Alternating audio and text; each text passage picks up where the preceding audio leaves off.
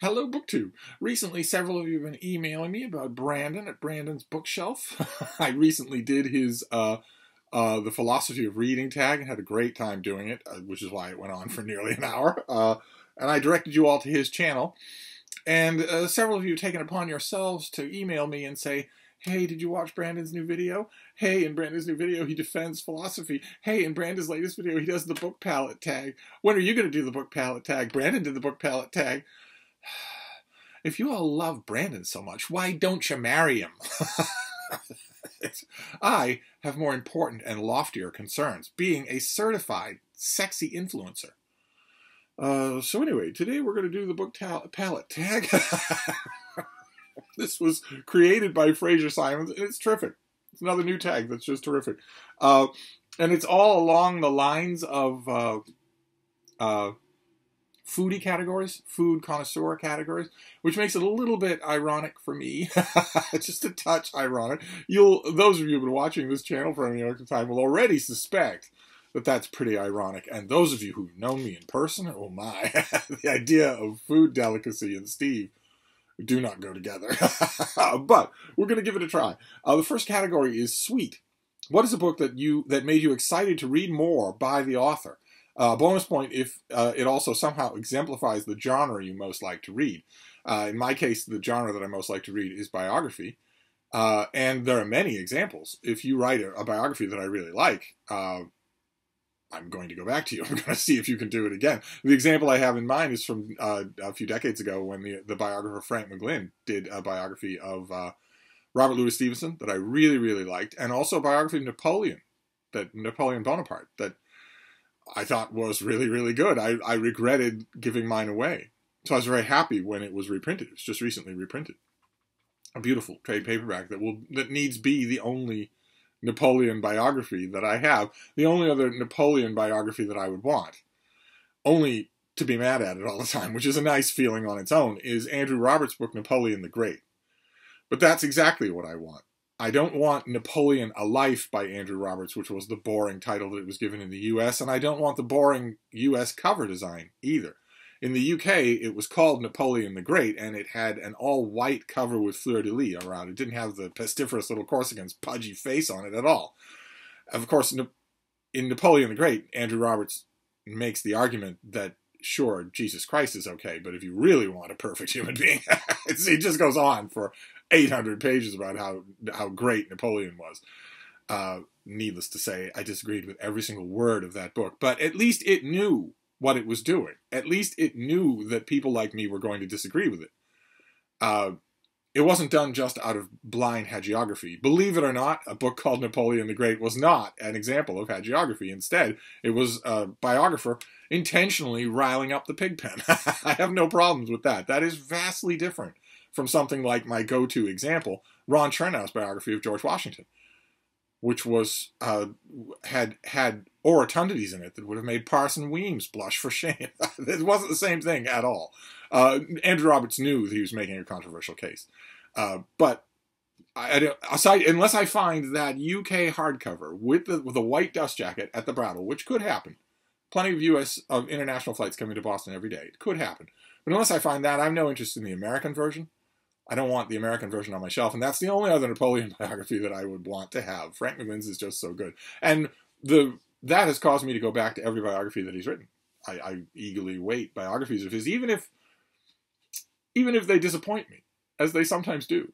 They sometimes do disappoint me. Sometimes I think he gives too much credit or too much space to people who are notorious monsters. I guess you have to live with that if you love biographies, but it's not an easy thing to do, especially if your choice of doing that is not an opening for you to make something new.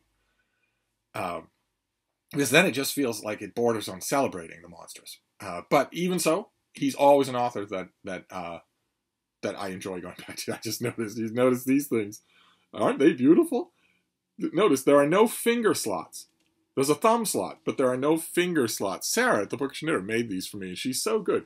They go back all the way, and you pull your thumb out like this. And when you've got fingerless gloves, if you wear fingerless gloves around the house, They can sometimes be an annoyance because when you want to wash your hands, you can't do it. You have to take them off. With this, you just pull your thumb out, slide the whole thing down like that. They're just incredible. And when you're outside, that you can cover your whole hand in them. It's genius design on Sarah's part. It's a genius booktuber and also a genius knitter. No wonder she called her channel The Bookish Knitter. But anyway, let's move on to the next prompt, which is sour. What book did you initially dislike, but after a reread you reversed your opinion on? Or what is a book you loved at one time, but after rereading it have found it lacking in some way? Bonus point if the book is a genre you similarly reversed your position on. I have, as far as I know, never reversed my position on any genre except for romance. And that was a gradual process. I couldn't name just one book. So I'm going to stick to the part of the prompt about a book that you disliked initially and then liked a lot more when you went back to it. And that would be Jerusalem by Alan Moore. An enormous book. That when I read, I'm hoping that I'm not shallow enough so that I was influenced by the ugliness of the American hardcover edition. I'm hoping that's not the case. All signs point to the contrary, but even so. I read it originally and thought, this is just old man stem winding. This is you lightly trying to fantasy up huge chunks of your own rather mundane autobiography. And I let it go at that. As just a gigantic self-indulgence. Of course, if Alan Moore gives a publisher a 1,200-page manuscript, it can do anything it wants. It could recite a recipe for pulled pork. You'd still publish it. and I kind of wrote it off as just that. Alan Moore came knocking, pulled in some favors, and that's what we got. But then I'm looking at the shelves because the U.S. trade paperback edition is gorgeous. Absolutely. It doesn't look anything like the American hardcover edition. It was gorgeous, and maybe that prompted me to revisit the book, but oh my, am I glad I did. There is so much going on in this book that I missed, just plain missed the first time. So much going on. Just an incredible volume. I don't think I love it as much as Noah at Everyone Who Reason Must Converse, and if you haven't seen his videos, he's done a string of videos on it, you really should go to his channel and find them. And maybe even put the book on your TBR. It's a massive undertaking, but I don't think I love it as much as Noah does, but I think Noah has occasionally said that it's the best thing he's ever written, that he's ever read. Whereas the candidates for the best thing that I've ever read are visible in this video. And Jerusalem is not. But anyway, even Lord Ganesha is chuckling just a bit. But I still thought it was tremendously impressive. Don't know what I would call it, but it's tremendously impressive. Then the next prompt is bitter. Bitter. What is a book that you feel is underrated, attacked unjustly by popular or mainstream opinions, or is simply misunderstood in some way? Bonus points if it is not a book anyone else has mentioned already that you know of. Well, this will be a book that only I have ever mentioned. Although it's also a sign of a category. And that would be Hank Searle's novel of Jaws 2. The sequel to Jaws. The movie. The sequel to Jaws. The studio got a very good nautical historical fiction author named Hank Searles. They tapped him to write the novelization of the sequel. And he was going on a broader script than what made it, off the cutting room floor. So his novel is very different from the movie. And totally disregarded, right? I mean, movie novelizations are disregarded anyway. Even by adventurous book people, they tend to just dismiss any movie novelization as automatic crap, and they're usually right to do that. And also, the broader snobbery here is that most people dismiss sequels. Certainly most people dismiss Jaws 2, because the original Jaws with Steven Spielberg has been touted as this cinematic masterpiece. I would argue that Jaws 2 is every bit as effective as the first Jaws, maybe even more so. The only thing that would stop it from being more so would be that it's dependent on the first movie, which, is a weakness in a movie. If it's dependent on something else, anything else, then that's a weakness. I'm not sure how dependent it is. I think if Jaws, the original movie, had never existed, if the book that sold quintillion copies had never existed, and you just called Jaws 2 Jaws, I think it would work just as well. In the original Jaws, all the characters have previous shark-related trauma in their life that we don't see. it just informs the narrative. It charges the narrative with tension. Well, in Jaws 2, that's exactly what you're seeing. You're seeing Chief Brody is referring to a previous shark-related trauma. I'm not saying that Jaws, the original Steven Spielberg movie, is not brilliant. It is, but Jaws 2 is a lot less obsessed with being brilliant and has some, as a result, knockout scenes. Just knockout scenes. And Jaws 2, the novel by Hank Searles, is absolutely terrific. And there's no chance that anybody would ever believe that. There's no chance that anybody would ever believe that. That is, talk about being scorned. It's the novelization of a sequel. It doesn't get much worse than that. But nevertheless, I stick up for it. Then the next prompt is salty. What is a book that changed how you thought about or related to other people, or that made you realize something about yourself you were not aware of previously? If I wrote out my answer to this tag, it would just be a string of question marks. I do not go to books for this kind of thing. It crops up in tags every once in a while, and it always leaves me nonplussed. I don't go to books for this kind of thing. I go to my relationships with other people for this kind of thing. I go to life's hardships and life's pleasures for this kind of thing. I don't change my opinions of other people or of myself, God help us, because of books. I do that. Maybe that makes me a shallow reader, but I do that because of life. I do that from things outside of books. Maybe that would change if, for instance, God forbid, I were to catastrophically lose my ability to read. Then books might obliquely cause me to reshape my thoughts about myself. But otherwise, no. Maybe I came to reading too late, so that I just don't have that kind of relationship with reading. Instead, it's people, the gaining of people, the losing of people, the trouble with people, the great stuff with people. All that is what does that. No books. So I don't have any answers to this when it comes to books. Then those are the main prompts. And then there are optional prompts for the connoisseur, which is really bad news for Steve when it comes to eating. It's really bad news for Steve. I am known in my eating habits, I am known among those who've seen them, who've been traumatized to see them in person, for only two things. And connoisseurship is not one of them. I'm known for being willing to eat almost anything. And I'm known for eating vast amounts of that almost anything. When I worked in the old bookstore, we all had those little, if you've ever worked in oppressive gulag retail, then you know what I'm talking about. Every employee has a tiny little metal locker in the break room. And everyone's issued a lock, a combination lock, and you're given your combination and whatnot. I never locked my locker at all, under any circumstances. Even when it was full of stuff, I never locked it. I thought that was, if I think I'm working with a thief, then I'll work with loss prevention to get them out of the store. I won't work with them and just lock my locker against people that I talk to on a friendly basis every day. If I'm going to talk to you on a friendly basis, then I don't suspect you would be able to steal from me. So I used to leave it open. I didn't ever have anything in there except papers and notes and reminders. But in addition to that, when we were in the break room, I would always tell people when we would be talking over our meals, and they would, like most Americans, sit back, go, I'm full, and immediately start to pack up 2/3 of a full meal in order to throw it in the garbage. Whenever I would see that, and I saw that multiple times a day because Americans, I would always tell the person, no, don't do that. Save it for me. I'll eat it. And they'd say, oh, okay, so I should put your name on it on the refrigerator? And I'd say, I'm not a big fan of refrigeration. Just put it in my locker. And people would just go, what? but, and I would just let things gain experience in my locker. I just let them go. And my old friend Deb used to say, well, I know you like things at room temperature, but I suspect that you're letting some of these things go this long just to creep out the new people. But I'm omnivorous and I'm always hungry. But I'm going to try the connoisseur prompts anyway. First one is sophisticated palate, and you know you're in trouble there, because just a little while ago, Lubine and I found a bunch of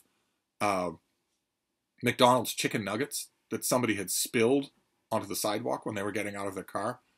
I don't know how long they'd been there, but they were I don't know how long they'd been on the sidewalk, but they were perfectly good, perfectly edible condition. Brush a little dirt off them. We split them right down the middle. So I know that sophisticated palate applies to me, but we'll give it a try. Choose a book from your favorite subgenre or that has your favorite trope or motif. and just go off regarding a bookish, nerdy thing that you like or enjoy. And the bookish, nerdy thing I want to go off on is something that used to be right here. Now this is canonical classics, the Western canon, and a little bit of the Eastern canon. But once upon a time, this bookcase was entirely filled with bound collections of book reviews, book prefaces, book essays, publishing memoirs, but mostly bound collections of book reviews by people like Marianne Moore, the great poet, or Cynthia Ozick, or the great Virginia Woolf. People where, like so many people in the Republic of Letters, they might go on to loftier things. They might win a National Book Award or a Pulitzer Prize or whatever. But the whole time they were building towards that, the whole time they were building towards the second house in Scranton or whatever, they were writing book reviews. The whole time. And I have never really known an example of anyone, no matter how lofty a position they get, that ever loses that habit. No one. Even if the reviews aren't usable. At the end of his life, Gore Vidal was still doing that. He was still taking briefs from the New York Review of Books, even though they couldn't use what he sent them. He'd long since passed the point where he could write a cogent rumination on anything, literary or otherwise. But it's still a reflex, because most literary poobahs who can afford the two houses, remember how long they weren't that way. You're never poorer than when you're a scrubbling scribbler. And they never lose the habit of doing occasional book reviews. They're certainly asked to do it. And there never comes a point when you say, when at least that I know of, there may be examples of people that just turned their back on the whole grubby profession, but I don't think so. There never comes a point, no matter what your book sales are, where you say, well, the Times of wherever is offering me £150 to do this book review, and that's a rounding error in my annual finances, so I'm just going to turn it down. No, no, you do it anyway. You take it anyway, even though the check's going to be forever getting to you, and it's tedious work. I love the work, and so I have, you can't see it here because it's on the other side of the wall, but I've made a rather large collection of books like that, of collected book reviews and whatnot, from people who might have written the foreword a little differently. I really wish this stuff hadn't been collected. As far as I'm concerned, if you are writing book reviews, and the reason why a literary poobah might not want their earlier book reviews collected is the reason that they give when they're asked about it in a Paris interview, the Paris Review interview. They'll say, well, I'm embarrassed about it because there was only so much I could do. There was hardly anything I could do. My voice didn't enter into that work, and so it doesn't feel right to perpetuate it just because I have now the freedom to express my voice in another venue. I always want to say, A, that's not true. In all but a tiny handful of cases, that's not true. And B, if you're doing any kind of writing and scrubbing it completely of your voice, then what are you doing? How are you wasting that time? It's entirely possible to inject your voice into everything that you write. And I would say it's not only possible, but it's your obligation as a writer. So I love those things anyway. And the earlier, I keep pointing, they're behind those books. They're on the other side of the wall. And the earlier the better. As far as I'm concerned, the earlier the better. Sure, a literary poobah might get more expansive. Every once in a blue moon, 1 in 100,000 of them will keep reading and keep learning throughout their life. That usually doesn't happen, not only to literary poobahs, but to anybody. So every once in a blue moon, their late reviews will still be really good. But the earlier ones, oh my, there's some quality to it. There's some quality that changes. When you're looking at, for instance, Virginia Woolf's collected reviews, where she starts off for the TLS when hardly anybody even knew her name. And the reviews are short, and most of them were unsigned. And an editor was watching them. Whereas the later Virginia Woolf, no editor would dream of watching them. I'm not saying they needed it, but no editor would have dreamt of doing it. And that changes the tone of the review. Reading the first volume of her collected, I think they're called essays. Nobody wants to call them book reviews. But reading the first volume is a completely different experience from reading the second volume, much less the third and fourth, where every review was a long essay that was long delayed, where an editor at the TLS would say, hey, there's, a new biography of Thomas Carlyle's wife. Would you consider writing it up for us? And Virginia Woolf would say yes, because you don't ever lose the urge to say yes when an editor says that. Some of us, on the lower end of the spectrum, us junkyard dogs, us Old Bailey hacks, don't get asked. we have to do the asking. If you get asked, you say yes. She might say yes, but in the later pontifical years, she'd be a year doing it. The book would be long since out of print when the review came out. But it would be brilliant. And the editors knew that. The editors knew that the longer reviews that she wrote later in her literary eminence would be anthologizable on their own. They would be essays. There's a palpable change. I like them earlier when the reviewer, whoever it is, whether it's Robert Penn Warren or Thomas Wolfe or Virginia Woolf or anybody, I like it when they're doing my job specifically, where they have only so much space and they're not a literary eminence yet. But that's a little quirk that I love. Then unrefined palette. There we go. Now we're in Steve's home territory. 3-day-old Twinkies on the sidewalk. Room temperature meat that's been left on a shelf. What is a book or genre that you consider a, quote, guilty pleasure? And then in parentheses, the pro forma clarification. Though you shouldn't feel actually guilty about reading anything, really, but hopefully you know what I mean. And hopefully all of you watching this video also know what Fraser Simons means, which is that there is no real such thing as a guilty pleasure. But you know what's meant here. They'll always, I mean, it's a fun thing. We can smile and laugh about it amongst ourselves. But no matter, if you pick up one of these books and read it, it counts as a guilty pleasure because of all of these books. Because you know that you haven't read all of these. And if you have, you know you haven't reread all of these.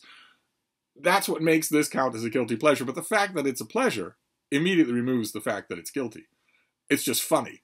That's all. Instead of getting defensive, when you're among friends, certainly you're among friends here. When you're among friends here, you should just smile about it. That's all. I do all the time when I'm wasting time. It isn't wasted time, but yeah, I always want to say you could always be rereading Trollope. Anyway, when it comes to guilty pleasures or to really here, what we're talking about is reflexes, safe spaces, sweet spots. And those people in the real world who've known me for a long time would automatically blurt out dead Romans, dead Kennedys, and dogs. But that is true. I have my own subjects that I know far, far too well. And it's broader than just those three. I always want to tell people it's broader than just those three. But it's still, 3 dozen subjects that people who've been dealing with me for a long time, or especially editors who've been taking my stuff for a long time, will know, well, he'll say yes to this, but he'll say yes with 10 exclamation points if you give him something that's in one of his sweet spots. But there is a small sweet spot. I've already alluded to it in this tag, and that is giant killer sharks. I absolutely love reading about giant killer sharks, whether it's fiction or nonfiction. If it's nonfiction, then unless you're talking about one particular incident, when a ship is torpedoed, or one particular incident at the turn of the 20th century off the coast of Pennsylvania with a marauding shark, where there's a shark that is just sticking around, whether it's a juvenile great white that has just a wire crossed and it is just doing self-destructive behavior, or whether more likely it's a full-grown, fully mature bull shark that can travel up the Potawatomi Creek and can attack people in freshwater and saltwater. But unless you have something like that, the nonfiction is going to be about sharks that are just animals, peculiarly graceful animals, and deeply, deeply endangered animals. If you have young children now, they are going to come of age in a world that has no sharks at all. At least none of the mega sharks, none of the big ones. Plenty of sharks, most sharks, in fact, are smaller than your arm. And some of those might be around, but the bigger ones will be all gone, including the totally inoffensive ones like basking sharks. That'll literally make you pee your pants if you see one in the open water because they're so big. They're clearly sharks, but they can't eat meat. So they might be able to hurt you if they bumped against you, but they can't attack you otherwise. But I have a penchant for giant killer shark fiction. And I think one of the reasons that I do is because absent your ship being torpedoed out from underneath you, which is kind of rare these days, getting attacked by a giant killer shark in real life is a totally voluntary tragedy. You have to go where the sharks are in order for it to happen. There's no other way for it to happen. So I see it all the time. I see YouTube footage all the time of people surfing at dawn off the coast of Australia or the coast of Southern California. Dawn and dusk are when sharks hunt inland. They're when they hunt, and what they hunt for looks identical to what you look like when you're sitting on your surfboard. Why a surfer getting attacked by a shark, taken even by a shark, why that is considered a tragedy? Sure, it's unfortunate that the odds rolled against you, but if the odds roll against you in Atlantic City, no one says it's a tragedy. You knew what you were doing, and you knew the odds were against you. In order to be attacked by a giant killer shark in the present day without you being Quint on board a ship, you have to go out in search of that tragedy. It's not the same thing as being attacked by a crocodile or hippopotamus. It's not the same thing as that. There are plenty of people in sub-Saharan Africa who have to go to the water. They have to go there. They don't have canals or pipes or indoor plumbing or anything like that. They have to go where there is danger. In India or Africa or wherever, they have to go where they know there's a chance that they will be attacked, either by a hippo. It doesn't take much to make a hippo attack you. It doesn't take much. And you wouldn't believe how fast they are. You just wouldn't believe it. You're walking up to, the blue expanse of a fairly big pond or a larger pond, and you see in the distance brown lumps in the water that are hippos just sort of resting. And you think, well, okay, I've got plenty of warning if one of those brown lumps in the distance takes offense to me being even this close on land. And you don't have plenty of warning. One of those animals can get to you in no time at all. If you weigh 6 tons or 4 tons or whatever, you can move pretty fast when you want to. And you would not believe, I don't know if there are videos about this on YouTube, but I have seen this up close and personal. You would not believe how big a crocodile can be completely hidden in how small a patch of water. You wouldn't believe it. You're walking along and you come across a patch of water, let's say you're in a low-lying marshland, and the patch of water is barely as big as you are, and you think, well, there can't be anything in that patch of water. So it'll be safe for me to scoop up some water, put in some purifying tablets, that sort of thing. It's not. It is not necessarily safe at all. If you had a heat gun, you would see that there's a 12-foot creature down there that outlasted the dinosaurs. And if its jaws snap shut, nothing you can do is going to open them again. But with sharks, it's different. I've watched so many videos of people just frolicking in the Indian Ocean, in Antilles, or wherever, where they're on a boat, so they're perfectly safe. They've got the champagne glasses and the music's playing and whatnot. And then they said, hey, let's go for a swim. And they all start diving off the boat into the water. When guaranteed, absolutely guaranteed, that sharks have been watching that boat all along because it's dumping garbage. And it's providing shade, which causes fish to accumulate underneath it. You're suddenly diving into the water yourself. A gigantic collection of meat and blood. Anyway, I want to give a little list here. I mentioned Jaws 2, but I also want to mention Jaws by Peter Benchley, of course. It is a very effective novel, although pretty early on, the whole shark as allegory thing really sort of takes over and spoils the fun. I shouldn't say spoils the fun. This is a really good novel, but I like me giant killer sharks to be real. I have a low tolerance for allegory just in general. So when that starts to take over, the Quint in the book is a bald psychopath, and he is clearly a shark. 2 other sharks. Hooper in the book is not, Richard Dreyfuss at his curly-haired boyish, but rather a shark on land. He is someone who wants to suborn someone else into an adulterous affair. He deserves to die, in other words. And in the book, he does die. And all of a sudden, the shark starts to become an allegory for that kind of thing, and also an allegory for the mob, which is an element that was just taken out of the adaptation of Jaws and taken entirely out of the adaptation of Jaws 2.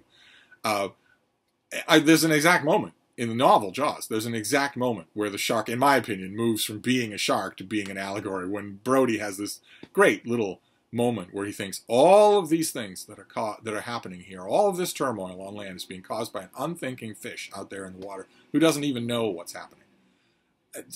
I would argue, if I were doing lit crit, I would argue that it's at that moment in Jaws that the shark becomes an allegory and loses interest to me. But the shark's never an allegory in Jaws 2. And Jaws 2 is also really enjoyable. But I wrote down some other things here. Oh, Shark Island by Chris Jameson, who wrote a couple of other shark novels along the same lines. Shark Beach and Shark Island. Terrific schlocky stuff. Also, of course, Meg by Steve Alton. Which is not just about a giant killer shark, but about the giantest, most killerest shark of all, a megalodon, which is living a peaceful life, having survived millions of years, in the bottom of the Marianas Trench, when suddenly it finds a way to come to the surface and start hunting in a much smaller world. It's 50 feet long, and it's phosphorescent. It's albino, because it's been living in complete darkness for how many generations. Meg is a feast. just a feast. But also, I want to mention one more, a novel called Hunger by William Dance, D-A-N-T-Z, which I believe is out of print. And that's a shame, because it's surprisingly better than it looks. I say the same thing about Jaws 2. Hunger is surprisingly better than it looks. It's still schlocky. It's got all the jump scares on the page of any giant shark novel, but there's a brain behind it. The original cover, my mass market paperback, is falling apart. Sadly, I don't think it can stand another reading, and I don't know that it exists in an ebook. I'm pretty sure no one will ever reprint it. It's much more along the lines of the later movie Deep Blue Sea, because the sharks haven't been let alone. They are mildly genetically engineered. But the human characters in the book are well done. Better done than I expected. I would have gobbled the thing up anyway, no pun intended. And then the last prompt here is Eclectic Palette. What are the top 3 genres you typically read or gravitate towards? For me, it would be natural history and nature writing, history, and most of all, biography. And maturing palette is, what is a genre you've read little or none of but would like to sample more? What book, if any, prompted this? And here also, I'm not going to be of any help, because I don't read by genre. I read by individual book performance. So you could give me a book on a genre that is complete hogwash. Most self-help, for instance, is complete hogwash. A mixture of outright lies and common sense truisms that you learned from your grandmother. So why are you paying for this? You already know these things. Or you're being told an outright lie. Like, for instance, the number one outright lie of most self-help books that I read, and I read a great number of them, is that your outward circumstances don't matter. That what's holding you back is you. Is inner circumstances, your responses to those outer circumstances, your innovation, your never quit, that sort of thing. Obviously ridiculous. A thing that self-help writers have been writing for a century. It's obvious hogwash. Every single person who reads that knows it's not true. And yet, no editor ever says, hey, you should probably take this out. If every one of those self-help authors wrote that the main thing that you should learn how to do is concentrate your willpower in order to defy gravity and fly, every editor would take that out. But a self-help writer can write, it's not what life does to you, it's what you do to life. And no editor will take it out. None whatsoever. Total hogwash. Absolute total hogwash. You're a poor kid from the suburbs, and you maybe don't have much in the way of formal education, but you're seriously thinking that your drive might get you somewhere. And you're going to take community courses at college, and you're going to try and find mentors, and you're saving 20% of your weekly income, and it's a fair amount by now, and you're planning on taking a nice stoic tone about this at a friend's party down the block, rather than brag about any of it, because your friends might be able to help you, and that would be good. And on the way to that party, somebody who's looking at their phone in their car sideswipes you. You're paralyzed from the neck down. Forever. Can't go to colleges anymore. Maybe you've had a little bit of brain damage. You need round-the-clock physical care for the rest of your life, for the next 60 years. That's an exaggerated example, granted, but still, life happens to people all the time to restrict, change, rechannel all the opportunities that they have. And yet self-help writers get to say that kind of codswallop all the time. And yet I am not against self-help as a genre. Not at all. Same thing with business books that are the same way. Business books are the same way. They take basic nostrums, basic assumptions in the business world. Don't lie. Be as good as your word. Treat your customers like gold. they take those, and every single business book treats that as a revelation from Mount Sinai. That no one knew this before I'm writing these tired old truisms. But that still wouldn't cause me to swear off the genre. Even philosophy. To bring it back to your precious Brandon. Even philosophy, occasionally, will present me with a book that, although it's philosophy, which is a genre entirely composed of codswallop, is still interesting in a way. Overwritten? Yes, absolutely. Intentionally turgid? Oh, yes, absolutely. You get kicked out of the philosophy club if you're not. But still, in a stretch of the imagination, I bet you could call Animal Liberation by Peter Singer a work of philosophy. I might not. I would like to come up with another term for it. I wouldn't pass up reading it. I loved it. I suppose you could call it philosophy. After Virtue by McIntyre is a bracingly readable experience. It won't help. It's a pinprick against gigantic walruses of nonsense like Being and Nothingness or whatever. But still, my point is that I'm not against any genre. I'm against or for any performance, any individual performance. I don't know if that helps any. But that is the Book Palate Tag, which a lot of people are doing. But it doesn't matter that a lot of people are doing. Apparently, to the rest of you, it only matters that Brandon is doing it. Just keep your eyes on the prize. Okay? Anyway, thank you, BookTube.